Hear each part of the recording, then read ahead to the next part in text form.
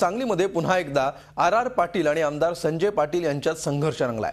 संजय पाटील यांनी पुन्हा एकदा आर पाटलांवर घणाघाती आरोप केलेत।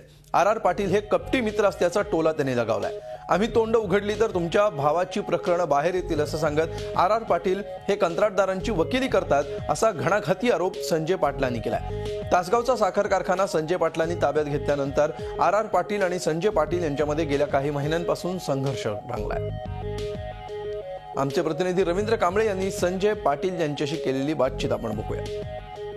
आपल्यासोबत आमदार संजय पाटील आहेत, आपण त्यांच्याकडून जाणून घेऊया।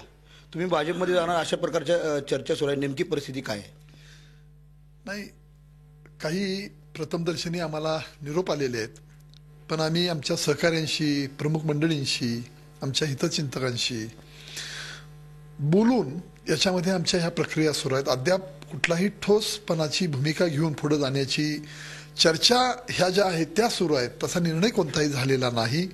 आता ही संकल्पना जरी आर पाटलांनी आणली असली तरी गेले 20-25 वर्ष त्यांचा आणि आमचा तो संघर्ष आहे, आणि त्या संघर्षामध्ये मी अनेक वेळेला टीका केलेल्या आहेत की हा माणूस गावगावात ठेवत नाही, भाऊ भावात ठेवत नाही, माणूस माणसात ठेवत नाही, अशा पद्धतीच्या भूमिका ह्या आमच्या सातत्यानं त्यांच्यावर टीका आहेत। आज आमच्याही घरामध्ये हे प्रयोग करून हे तंटामुक्तीचे जनक कसे आहेत बेगडी हे त्यांनी दाखवून दिलेलं आहे की कमरेच्या खाली वार करू नयेत माणसानं। राजकारणात, समाजकारणामध्ये काही पथ्य पाळावीत, ती त्यांच्याकडनं राहीना झालेत। तेव्हा आम्हालाही नालायक पुन्हा ह्या सगळ्या बाबी त्याच पद्धतीनं जशाच तसं उत्तर द्यावं लागेल। काही डिपार्टमेंटमधल्या कॉन्स्टेबल महिला सुद्धा सुरक्षित राहीनात इतकं यांचं या खात्यावर लक्ष आहे, पण ते कॉन्ट्रॅक्टरांची वकिली करण्यामध्ये आता धन्यता मानायला लागलेत।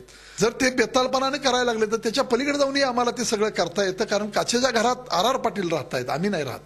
तेव्हा दुसऱ्यावर त्यांनी दगड टाकू नयेत ही भूमिका निश्चितपणाने त्यांनी समजून घेतली पाहिजे। त्यांच्या भावांची काही कारस्थानं आहेत, त्यांची काय आहेत, किंवा डिपार्टमेंटमधली काही कारस्थानं आहेत, तीही आम्हाला चव्हाट्यावर आणून पुन्हा निष्कारण मग सगळ्या पद्धतीनं सामोरं जावं लागेल ही भूमिका।